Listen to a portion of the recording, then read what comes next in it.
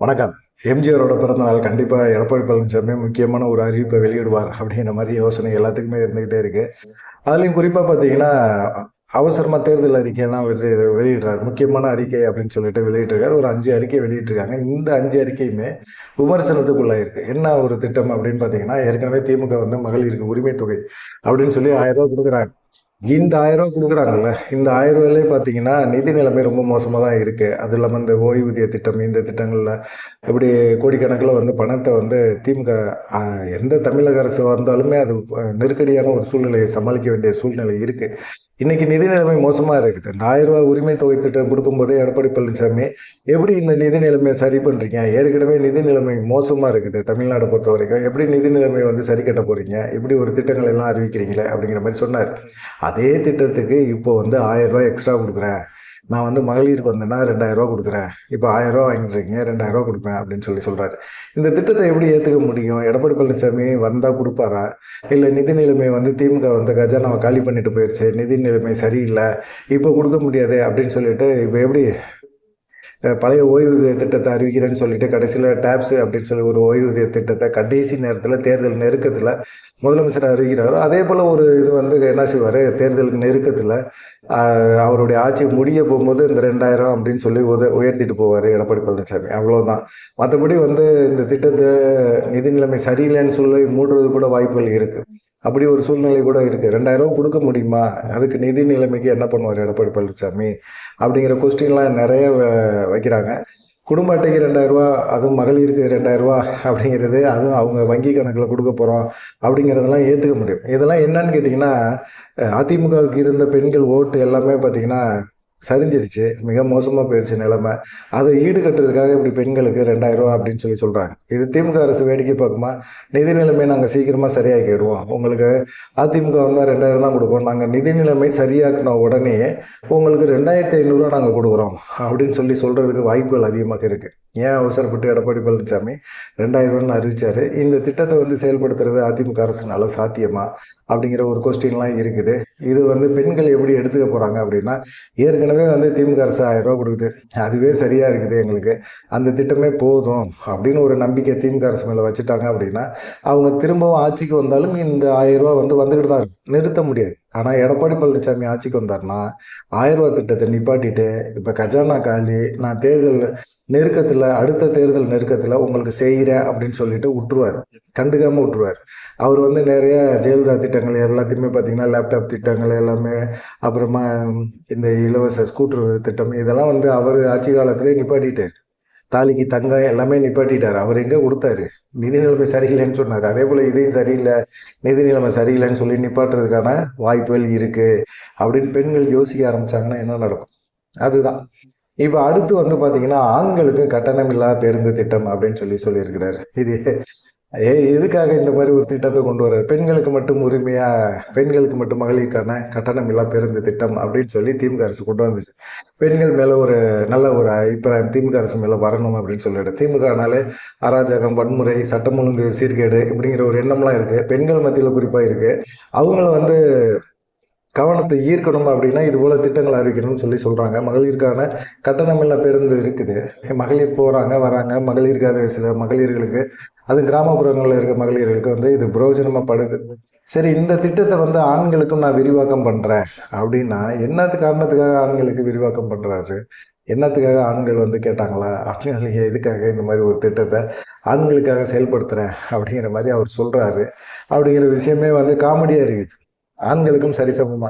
ஏற்கனவே பெண்களுக்கு இந்த திட்டத்தை வந்து கட்டணமில்லா பேருந்து திட்டத்தை அறிவிச்சு, கவர்மெண்ட் பஸ்களுக்கு வந்து பார்த்தீங்கன்னா, அரசு வந்து நிதி குடுத்துக்கிட்டு இருக்குது. ஏன்னா, அது லாஸ்ட்ல ஓடுது.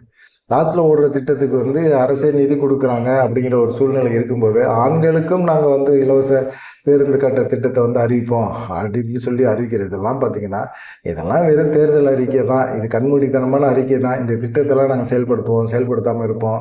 அதை பற்றிலாம் நீங்கள் வந்து ஆட்சிக்கு நாங்கள் வந்த பிறகு நீங்கள் கேள்வி கேட்டாலும் நாங்கள் பதில் சொல்ல மாட்டோம் அப்படிங்கிற ஒரு மனநிலையில் இவங்க பேசுகிற மாதிரி இருக்குது அப்படிங்கிற மாதிரி சொல்கிறாங்க. அதே போல் வந்து 3வது ஒரு திட்டத்தை சொல்லியிருக்காரு, அம்மா இல்ல திட்டம் அப்படின்னு சொல்லியிருக்காரு.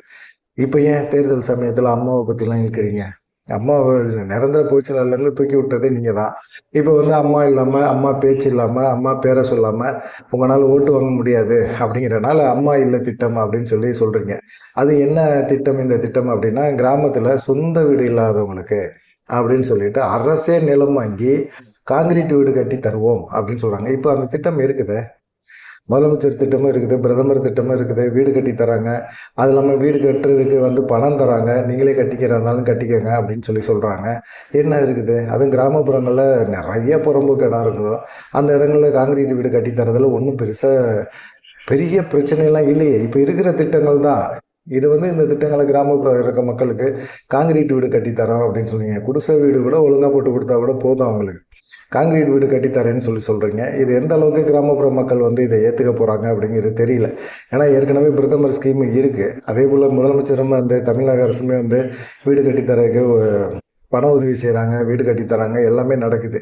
அப்படிப்பட்ட சூழ்நிலையில் ஏன் எடப்பாடி பழனிசாமி இப்படி ஒரு திட்டத்தை அறிவிக்கிறாரு அப்படிங்கிறதே ஒரு கேள்வியாக இருக்குது. சரி, ஏன் கிராமப்புற மக்கள் மட்டும்தானா? அப்புறம் நகரப்புற மக்களுக்கு எல்லாம் தரமாட்டிங்களா? அப்படின்னா நகரத்தில் வீடு இல்லாதவங்களுக்கு அரசு அடுக்குமாடி வீடு கட்டி தருவோம் அப்படின்னு ஒரு விஷயத்த சொல்லியிருக்காரு. சரி, அப்பார்ட்மெண்ட் கட்டி தராரு, அப்பார்ட்மெண்ட்டில் வந்து உங்களுக்கு வீடு தருவோம் அப்படின்னு சொல்லி சொல்கிறாரு. நிறைய இடங்கள் அப்பார்ட்மெண்ட் இருக்குது, அப்பார்ட்மெண்ட்டில் வீடுகள் இருக்குது, ஒன்றும் பிரச்சனை கிடையாது. அது வந்து நகரப்புற மக்கள் வந்து எப்படி அப்படிங்கிறத புரிஞ்சுக்குவாங்க.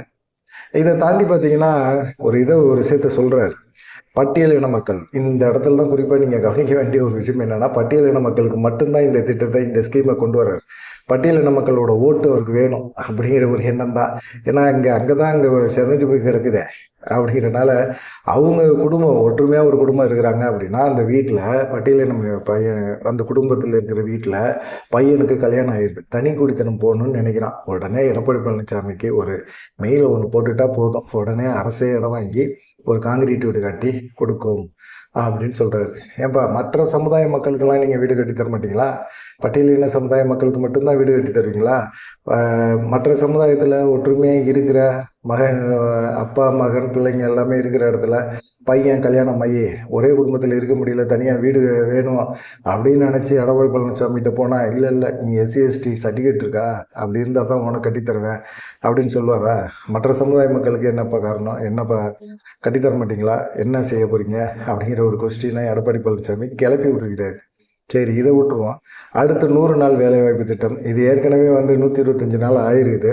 இந்த திட்டத்தை வந்து 150 நாள் நான் ஆக்குவேன். ஏற்கனவே 100 நாள் வேலை திட்டத்தினால எந்த பிரயோஜனமும் கிடையாது. சும்மா சல்லி காசு பிரயோஜனம் கிடையாதுன்னு சொல்லுவாங்கள்ல, அது மாதிரி. அந்த திட்டத்தினால ஒன்றும் பயன் கிடையாது. வயது முதிஞ்சவங்க, வயசானவங்க எல்லாத்தையுமே வந்து வேலைக்கு ஆட்களாக சொல்கிறாங்க. 10 மணிக்கு வருவாங்க, 11 மணி வரைக்கும் அங்கனையே சாப்பிட்டுட்டு, கொண்டு வர சாப்பாடு சாப்பிட்டுட்டு, கதை பேசிட்டு, தூங்கிட்டு, பேருக்கு வந்து ஒரு வீடியோ, ஒரு ஃபோட்டோக்காக போஸ் கொடுக்குற மாதிரி, மண்ணை சுமக்கிற மாதிரி, வெறும் சட்டியை சுமந்துக்கிட்டு அப்படியே நடந்து போகிற மாதிரி, களை வெட்டுற மாதிரி, இப்படி தான் நடக்குது. அதெல்லாம் வந்து நம்ம வந்து குறை சொல்ல முடியாது. சரி, ஏதோ ஒரு வயசானவங்களுக்கு ஒரு வேலை வாய்ப்பு கொடுக்குற மாதிரி கொடுக்குறாங்க அப்படின்னு சொல்லி சந்தோஷப்பட்டுக்கலாம். அதை 150 நாள் ஆக்குறீங்க, ஆக்குங்க. அதில் வந்து இதிலே வந்து திமுக அரசு வந்து அதிகமான இது ஊழல் பண்ணியிருக்கு அப்படின்னு சொல்லி ஒரு குற்றச்சாட்டு அண்ணாமலை விட வச்சுக்கிட்டு இருக்காரு 100 நாள் வேலை திட்டத்தில். அந்த மாதிரி சூழ்நிலையில் இப்போ எடப்பாடி பழனிசாமி 150 நாள் ஆக்குனாருன்னா ஏகப்பட்ட ஊழல் நடக்கும்ல, எக்ஸ்ட்ரா 50 நாள் கிடைக்குதுல்ல அப்படிங்கிற மாதிரி ஒரு இருக்குது. அப்புறமா தான் வழக்கம் போல் அம்மா கொண்டு வந்த திட்டம், இருசக்கர வாகன திட்டம் அப்படின்னு சொல்லி ஒரு திட்டம். அந்த திட்டம் தான் தெரியும். 5 லட்சம் மகளிருக்கு 25,000 மானியம் வழங்கப்படும். அதே போல் பார்த்தீங்கன்னா, அம்மா இருசக்கர வாகன திட்டம் 5 லட்சம் பெண்களுக்கு வந்து 25,000 மானியம் கொடுக்க போகிறேன் அப்படின்னு சொல்லியிருக்காரு.